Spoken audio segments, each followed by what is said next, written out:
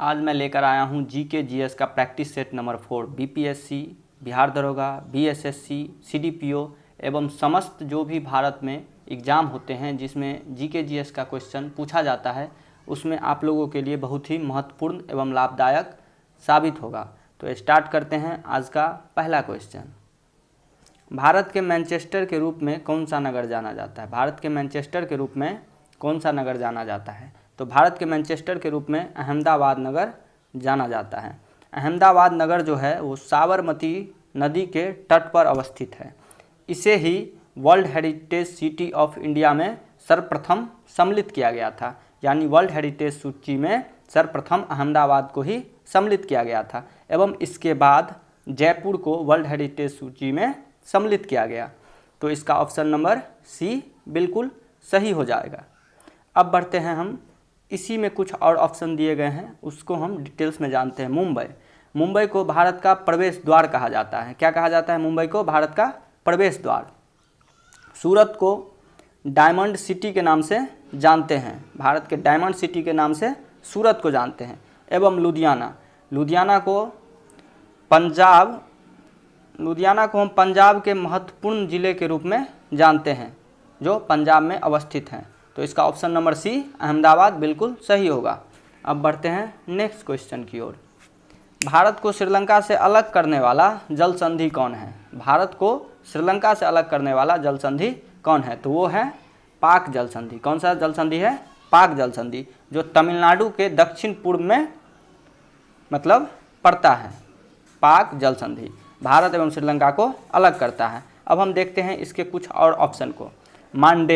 मांडेव लाल सागर को अदन की खाड़ी से अलग करता है। मांडेव लाल सागर को अदन की खाड़ी से अलग करता है। Option number B Magellan America को दक्षिण अमेरिका में पड़ने वाले कुछ द्वीपों से अलग करता है, मैगेलन।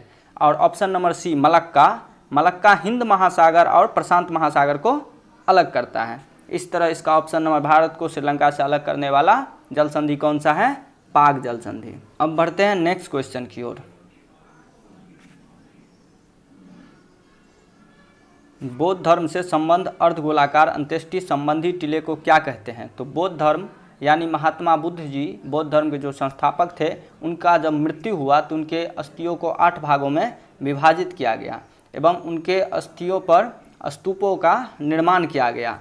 अब बढ़ते हैं नेक्स्ट ऑप्शन जो दिया गया है उसके बारे में जानते हैं। त्वरण का अर्थ होता है द्वार। बिहार का अर्थ होता है जहाँ बौद्ध भिक्षु निवास करते थे। अब बढ़ते हैं नेक्स्ट क्वेश्चन की ओर। नेक्स्ट क्वेश्चन है, बादशाह अकबर द्वारा 16वीं शताब्दी के उत्तरार्ध में प्रारंभ किए गए धार्मिक आंदोलन का नाम क्या था?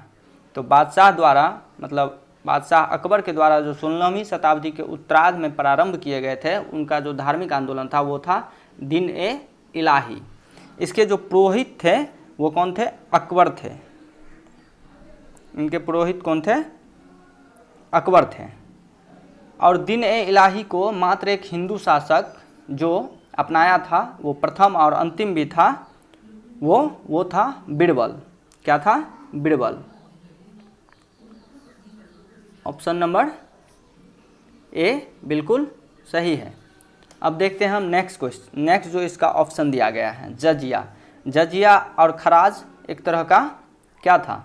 मतलब टैक्स था। हिंदुओं पे जजिया लगाया जाता था और खराज जो था वो कृषि भूमि पे लगाया जाता था।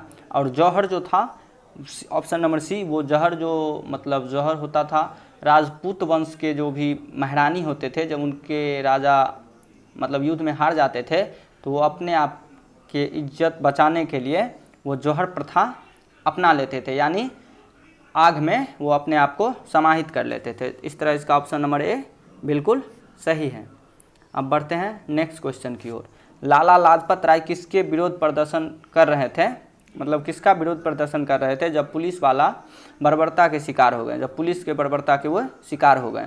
लाला लाजपत राय की मृत्यु होने का कारण क्या था?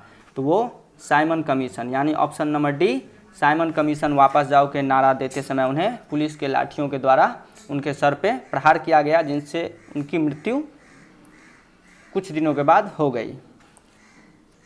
अब देखते हैं ऑप्शन नंबर जो ए दिया गया है। रॉलेट एक्ट कब आया था? रॉलेट एक्ट आया था 1919 ईस्वी में। और मार्ले मिंटो सुधार कब आया था? 1909 ईस्वी में। पिट्स इंडिया अधिनियम कब आया था? 1784 ईस्वी में। और इसका ऑप्शन नंबर डी सही हो जाएगा। लाला लाजपत राय किसके विरोध प्रदर्शन कर रहे थे? जब पुलिस वाला बर्बरता के शिकार हुए, पुलिस के बर्बरता के शिकार हुए। अब बढ़ते हैं नेक्स्ट क्वेश्चन की ओर। विख्यात तट मंदिर कहाँ स्थित है? तो विख्यात तट मंदिर कहाँ स्थित है ये पूछ रहा है। तो ये मामल्लपुरम में स्थित है। कहाँ है? मामल्लपुरम में। अब देखते हैं ऑप्शन नंबर ए। पुरी में जगन्नाथ मंदिर है, विशाखापट्टनम में सिंहाचलम मंदिर है और चेन्नई में पार्थसारथी मंदिर है।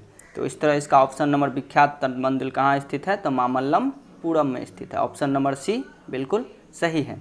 बाउल गायकों के साथ कौन सा भारतीय प्रदेश संबंध है? नेक्स्ट क्वेश्चन है, बाउल गायकों के साथ कौन सा भारतीय प्रदेश संबंध है? मतलब वहाँ का बाउल जो है वो लोक गायन है।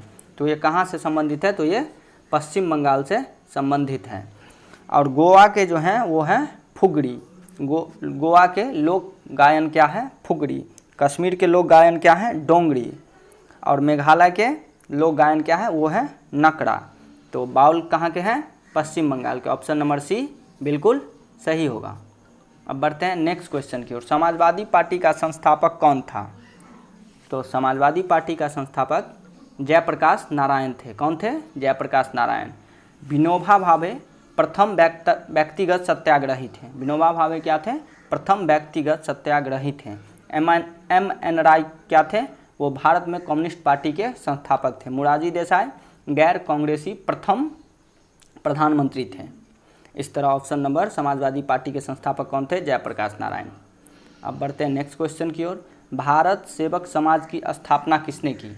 तो भारत सेवक समाज की स्थापना कौन किए हुए थे? Gopal Krishna Gokhale. Gopal Krishna Gokhale. Option number D बिल्कुल सही होगा। अब बढ़ते हैं, इनके जो कुछ और ऑप्शन दिए गए हैं उनके बारे में जानते हैं। चित्तरंजन दास स्वराज पार्टी के संस्थापक थे। 1927 में स्वराज पार्टी का गठन हुआ था, जिसके संस्थापक चित्तरंजन दास एवं मोतीलाल नेहरू थे। बाल गंगाधर तिलक होम रूल के अगुवाई करता थे, यानी होम रूल के संस्थापक थे। लाला हरदयाल गदर पार्टी के संस्थापक थे। अब बढ़ते हैं नेक्स्ट क्वेश्चन की ओर। मृदंग क्या होता है? तो मुंह वाला ढोल। तो आज के लिए इतना ही।